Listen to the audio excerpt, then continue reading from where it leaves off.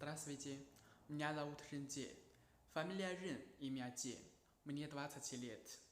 Я из Улан-Чабу, Китай. Раньше я изучал актерское мастерство в Пекине, Китай.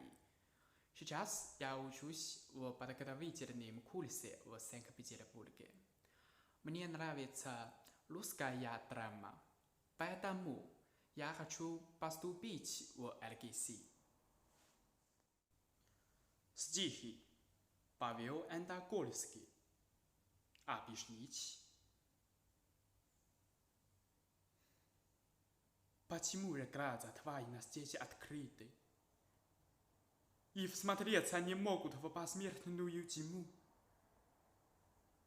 Почему на земле мертвецы не зарыты, не отпеты? Скажи, почему? Почему? Некромантина танка грохала от вмятин, и как памятник вечно гудит о войне. Это ты, мой ребенок, тревожа и внятен. Это ты навсегда существуешь во мне. И опять терпеливая тепкой обитой. Навсегда между нами протянута нить. Но не жди от меня объяснения, убитый. Ничего не могу я тебя объяснить. Иван Андреевич Крылов.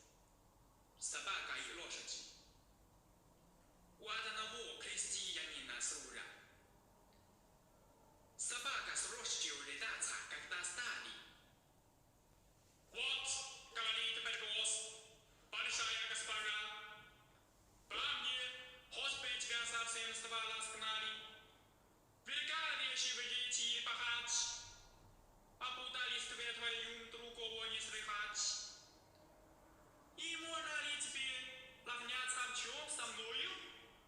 Ни днем, ни ночью я не метаю покою. Днем стада под моим надзором на лугу, а ночью дом я стерегу. Конечно, лошадь отвечала, твоя правдивая речь. Однако же, когда бы я не пахала, да ничего у тебя здесь было истелечь. Михаил Булгаков. Отрывок из романа «Мастер и Маргарита». Глава 13. Итак, неизвестный положил Ивану пальцем и прошептал «Тссс». Иван опустил ноги с постели и всмотрелся. Спокойно, осторожно заглядывал в комнату плиты. Темноволосый, с острым носом и встревоженными глазами, человек примерно лет 38.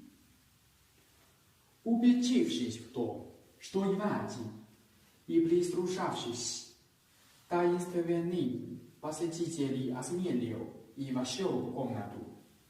Тут увидел Иван, что пришедший одет в больничный.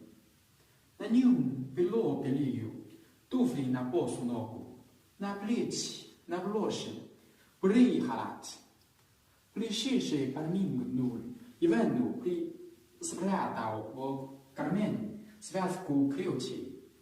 Шепотом осведомился. Можно присесть? И, получив утвердительный кивок, поместился в кресле. «Как же вы сюда попали?» Шепотом спросил Иван. «Ведь покойные да решетки на замках?» «Решетки да на замках», подтвердил гость. «Но, Прасковья Федоровна, милейший, но, увы, россиянный человек, я стащил у нее месяца тому назад связку с ключей. И таким образом получил возможность выходить na obszy balkon i после паузы он добавил: «Итак, сидим, отвечу Иван. Взгляды в яси. Угарси и очень беспокойный глаза пришельца». Сейчас я пою китайскую песню。父亲的草原，母亲的河。